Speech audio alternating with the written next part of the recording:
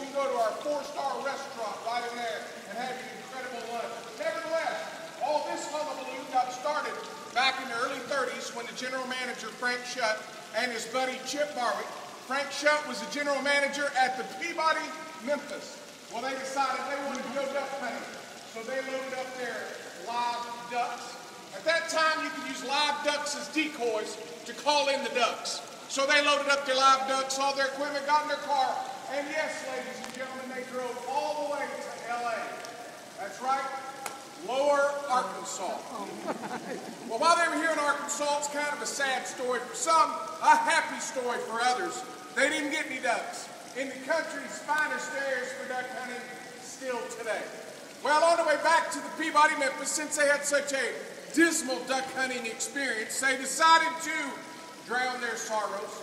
Feeling a slight bit mischievous when they got back to the Peabody, Memphis, they snuck into the hotel, snuck those live decoy ducks into the fountain, snuck upstairs, slept it off, came back the next morning. Lo and behold, to their amazement, number one, the ducks were still in the fountain.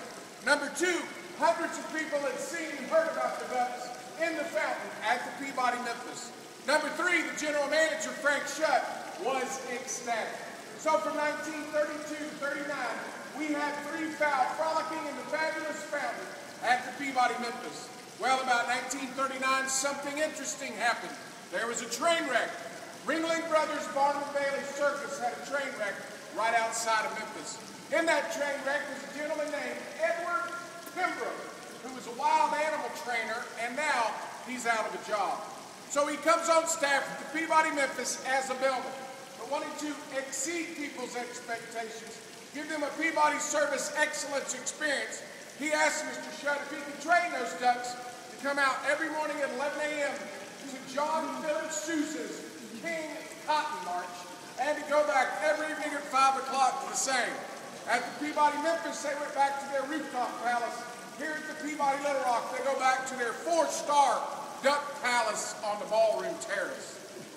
Well, Mr. Pembroke did such an incredible job, they hired him to be the Duckmaster. And he was the Duckmaster from 1940 to 1991. Well, we here at the Peabody, Little Rock, Memphis, and Orlando would like to continue that fine tradition. Thank you all for being a part of just about 80 years of history. And don't forget what they say. Once you've seen the Duck March, in case you've been wondering, once you've seen the Duck March, you'll be able to go on with the rest of your life. So get ready, ladies and gentlemen. I'm obviously having a little technical difficulty here this morning, so bear with me. And another great tradition we have is to have an honorary Duckmaster. And our honorary Duckmaster this morning is none other than the incredible, the incomparable, the fabulous, that's enough, is Miss Mary White. Yay! All right, come stand right here. And you can get upset at your daughter afterwards about your surprise honorary Duckmaster event here this morning. Now we have to proclaim on you that you're the honorary, not honorary, but honorary Duckmaster.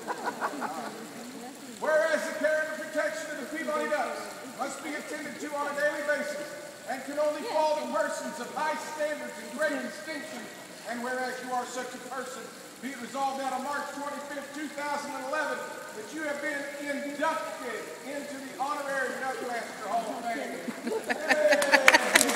Yay! Oh, well, this is the surprise right here. All right, we're going to hand this off right here and make your way down the red carpet. And I'm going to go check out my technical difficulties so we have some good music here this morning.